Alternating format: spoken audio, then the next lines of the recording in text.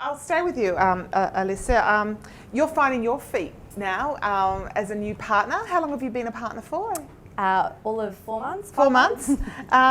So balance for you must be different. A little bit. Leading up to becoming partner and then as partner. So what do you think work-life balance is for you? How do you define work-life balance? I think is a really interesting question.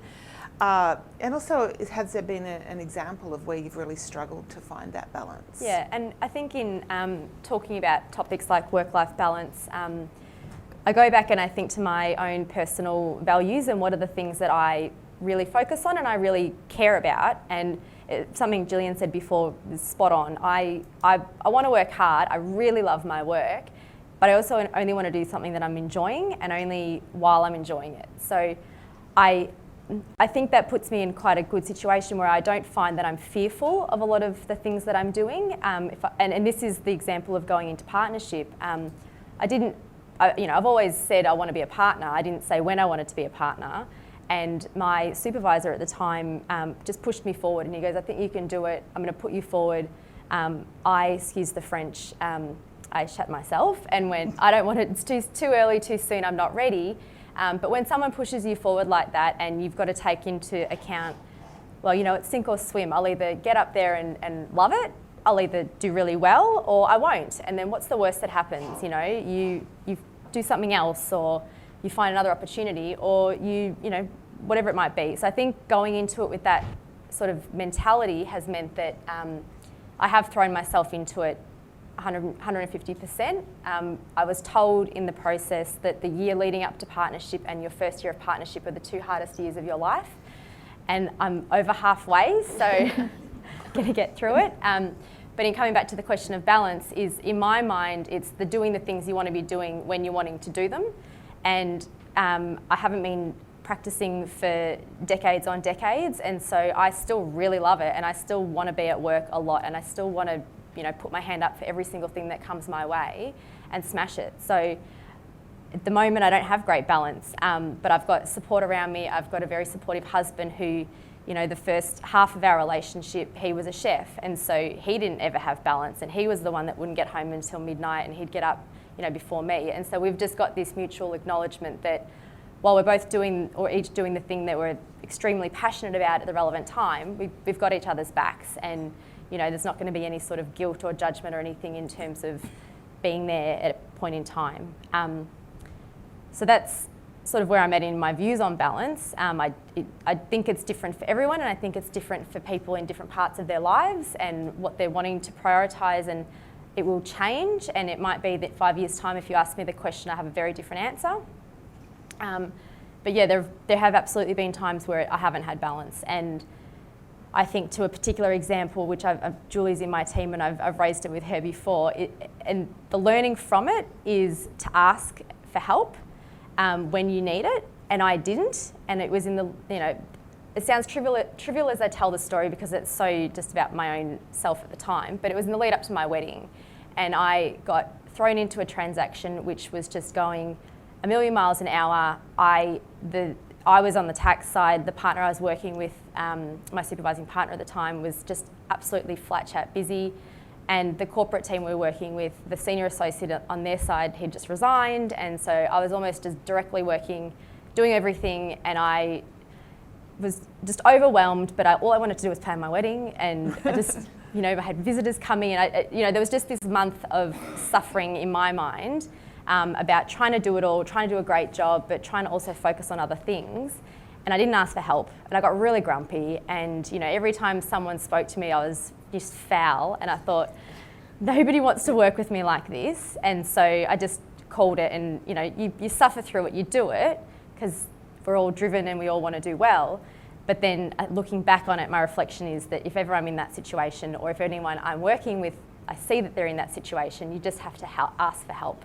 And you might not get it, and you might just have to push through, but at least you've asked, and so there's an acknowledgement that, where you can, everyone will step in and help out. So, bit of a waffly way to talk about it, but that's where I'm at on work-life balance and values. Thank you. Hi, my name's Angela. I'd just like to explain a scenario and how I approached it and see whether or not you would have a better way of approaching this scenario. And this is in recent times. I was a partner of a large national accounting firm. I was with the company for 20 years, and it wasn't until, like, these were people I used to babysit their children for them as a mature age grad.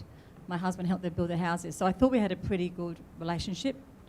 You know, obviously the business was about making money, but there was still what I thought was a team environment. Once I became a partner, though, I then became aware of a culture that I did not know existed for the first 14 years of my career with that company. And I'd just like to give you some insights, this culture, and then explain to you how I addressed it, but then see if you've got any better ideas. Because I've always been a very direct communicator. I've always been very open and very transparent. So this is the sort of thing. We'd have conferences, and I'd bump into my partner's wives at the local shopping centre and tell them about the conferences. Because my hubby used to come along with our baby, and he'd go off with the wives on the bus for the day while I'd attend the conferences. On the Monday morning, the partners would come to my office and knock on the door, and they'd say, "Angela, could you please stop telling our wives about the conference?" I'd say, "Well, why haven't you told them?" And they'd say, "Well, if you give them too much notice, they might actually get themselves ready and come." And these were wives of all sorts of backgrounds, educational backgrounds. Then things like they'd refer to the women, the sole females in the peloton bike riding. So the sole females would be husband hunters. They're not females out for a bike ride to get healthy and fit, but they're husband hunters. Then they'd perhaps we might have a sexual harassment issue or whatever. And they'd go out to lunch and they'd celebrate how they would withhold that person's, unpaid annual leave, long service leave, whatever, and shove it down that person's throat to shut her up, because that'd be part of the confidentiality agreement with the lawyers, okay? Then things like clients with family law matters, they tell the client to keep sleeping with his wife and applying her with alcohol whilst they'd rearrange their financial affair, that client's financial affairs. Things like, I had a staff member who worked for me for 10 years, an amazing loyal staff member who one day, unbeknown to me, was diabetic and had a seizure and attack one day. So I was later pulled aside and told to get rid of that staff member because you just cannot carry sick animals, apparently. And then they'd refer to their wives who'd given birth to 2 children as having shed peas. So having become a part of the firm and listened to this talk and banter, very direct, and I actually thought the world of my former colleagues, my approach was to tell them that I thought there was a cultural problem and therefore that needs to be addressed. And there's lots of ways of addressing it, get people, third parties to come in, do some training, etc., etc., etc. Anyway, well, that didn't work, so they got rid of me. So just wondering, have you ladies ever experienced that culture? And if you have, how would you have addressed that scenario? Do you mind if I... Yes, start with that. So I have not experienced it to that extreme by any means, but what I have noticed is in the shift from, I was a special counsel before I became a partner, and if you think about the mix of people at that level in our firm, it's pretty even, and so I never in that scenario felt like a fish out of water or, different. In all honesty, I do now. If I think about going up to partnership and if I look at the mix of partners, we have not got enough female partners. And so I walk into the room at partner lunch, say, and I'm the only one in there. And the conversation is not at all like the examples you're talking about, but it is different.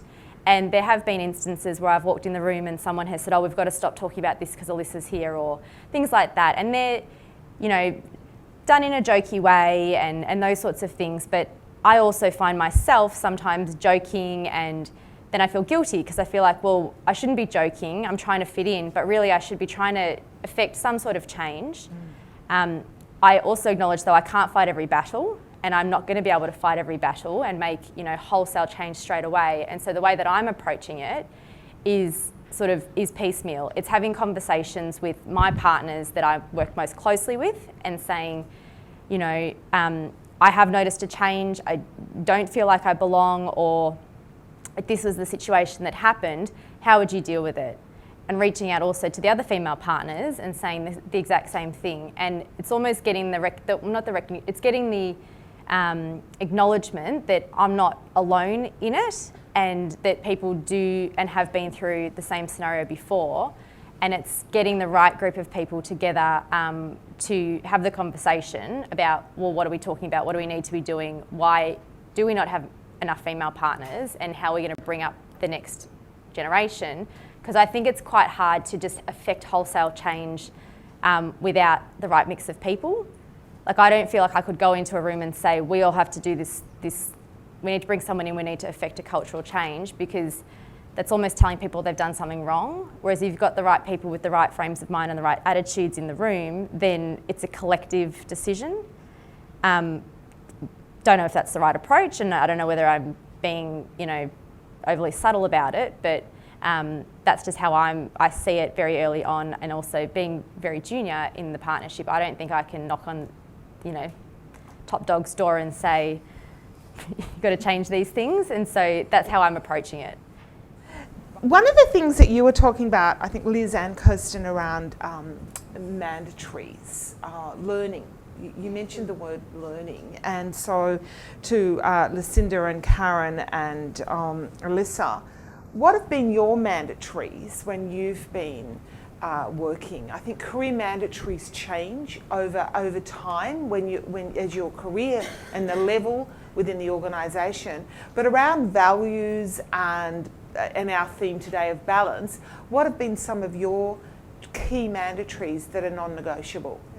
I probably have two that are my mandatories. One is to be constantly challenged, and so I won't, if I'm twiddling my thumbs or I'm not thinking about the next thing, and I think it's learning, and I think it's just being thrown into environments you're not used to and those sorts of things.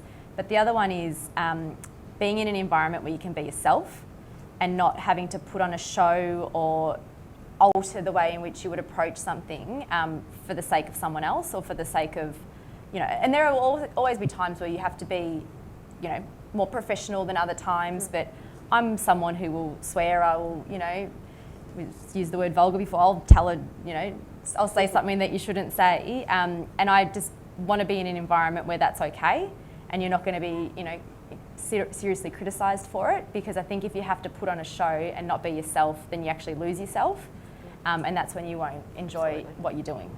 Okay, thank you.